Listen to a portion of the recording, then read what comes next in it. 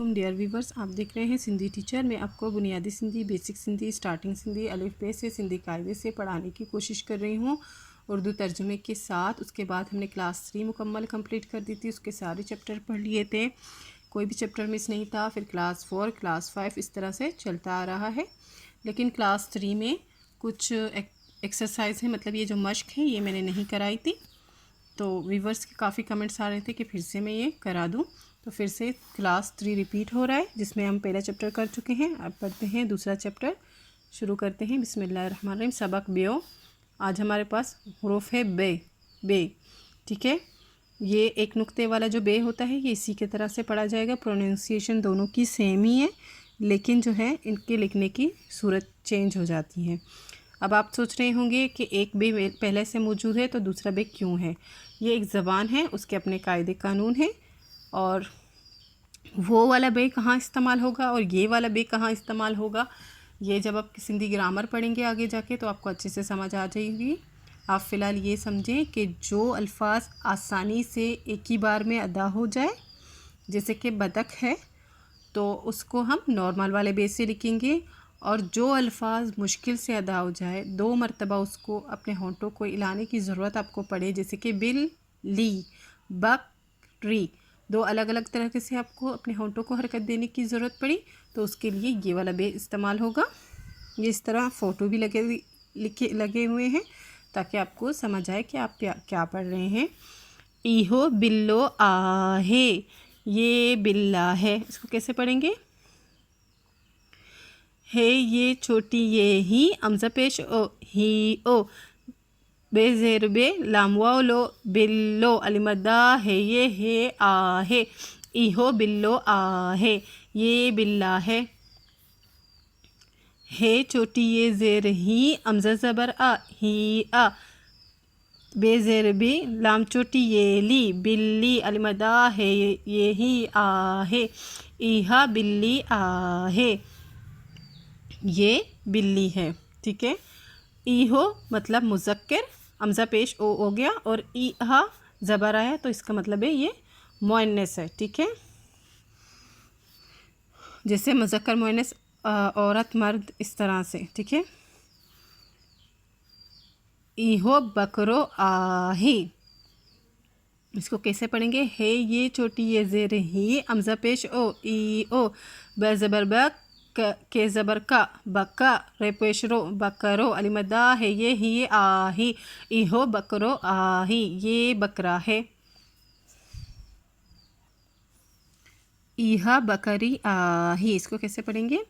है छोटी ये ज़ेर ही, अमज़ा ज़बर आ, इहा, बे के ज़बर बक, रे ये री, रे छोटी ये री, बकरी, अलिमदा है ये ही आही, इहा बकरी आही, ये बकरी है।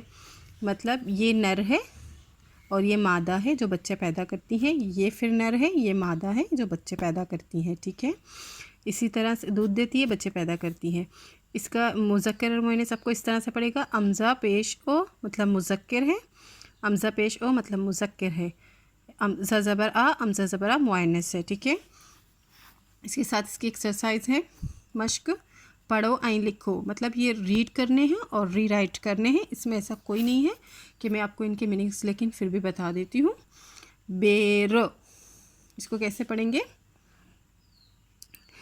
बे ये बे, रे पेश रो, बेरो, बेर कहते हैं एक फ्रूट है, एक फ्रूट है गोल जिससे राउंड होता है, उसके अंदर एक बीज भी होता है, उसको बेर कहते हैं।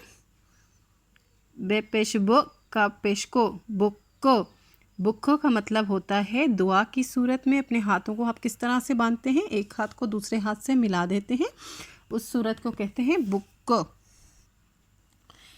जिसे इस तरह से दोनों हाथों को मिला के आप दुआ मांगते हैं अल्लाह ताला के पास। इसी तरह से इस सूरत को, इस हालत को बुक्को कहते हैं, ठीक है। और जो बेर है, बेर कहते हैं बेरी को, उसको उर्दू में कहेंगे बेरी, ठीक है। एक फ्रूट है और इसमें है बेज़बर ब, चेवा चो, बच्चो, बच्चों कहते हैं औलाद को, ठीक है। वो जो हम लड़का कहेंगे, लड़की कहेंगे, वो बाद में हम कहेंगे, बच्चा जो कहेंगे वो भी बाद में कहेंगे, लेकिन हम कहते हैं ना कि क्या हुआ, ये हमारी औलाद है, तो औलाद वाले अल्फाज को बच्चों कहेंगे। और किसी भी जानवर का, चूज़े का, किसी भी इस तरह के जानवर का बच्चा होगा उसको हम बच्चों कहेंगे, ठीक है। औलाद होगा किसी भी चीज़ को, उसको बच्चों कहेंगे। बे वाव पेश बूट, ठे वाव ठो, बूठो। बूठो जो है पौधे को कहते हैं, उर्दू में से पौधा कहेंगे। बे पेश बो, डे वाव डो, बुढ़ो। बुढ़ो कहते हैं बूढ़े शख्स को, बूढ़ा इंसान होता है उसको कहते हैं बुढ़ो। बेलिब्बा, रेपेश रो, बारो। बार कहते हैं बच्चे को, ठीक है। हम कहते हैं ये मुंजा बारन, केंजा बारन, ऐसे ये मतलब ऐसे इस तरह से पूछते हैं। केंजा बारन किसके बच्चे हैं, फिर कहेंगे मुंजा बारन मेरे बच्चे हैं, ठीक है। इस तरह से ये बार अलग है और ये बच्चों वाला अलग है। आप ये समझिए ये जानवर के लिए, या औलाद जो ख़ास लफ्ज़ होता है उसके लिए इस्तेमाल होता है, ठीक है। इसके साथ मैं आपको कॉपी में लिखाऊंगी। ये देखें इसके अल्फाज और मायने, सिंधी अल्फाज हैं, इनके उर्दू में मायने हैं। बिल्लो का मतलब होता है बिल्ला, बिल्ली का मतलब होता है बिल्ली, बकरों का मतलब होता है बकरा, बकरी का मतलब होता है बकरी, इहा या इहो का मतलब होता है ये है ये, आहे का मतलब होता है बड़ी ये है। इसी तरह इनमें मुज़क्कर कौन से हैं और मुअन्नस कौन से हैं, मतलब नर कौन से हैं और मादा कौन से हैं। मादा जो बच्चे पैदा करती है, ठीक है, उसको मुअन्नस कहेंगे, और जो नर होगा उसको मुज़क्कर कहेंगे। अब बिल्लो और बिल्ली में, बिल्लो जो है मुज़क्कर है, बिल्ली बच्चे देती है, ठीक है, उसको हम मुअन्नस में लिखेंगे। बकरों और बकरी में, बकरी जो है बच्चे देती है, मादा है, वो मुअन्नस में आ जाएगा, और बकरों जो है मुज़क्कर में होगा। इसी तरह से इनके मायने जो मश्क थी उनके मायने लिखे हुए हैं वो भी समझा देती हूँ। जिससे ये अल्फाज हैं, ये मायने उर्दू में हैं।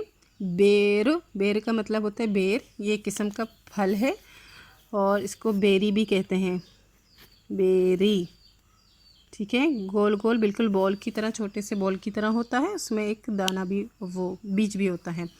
बुख, दुआ के लिए हाथ उठाने की हालत को कहते हैं। बच्चों का मतलब होता है किसी भी जानवर का बच्चा, या इसका जो पहला मीनिंग होता है इसको औलाद लिखेंगे हम। उसके बाद है बूढ़ो, बूढ़ो कहते हैं पौधे को, पौधा।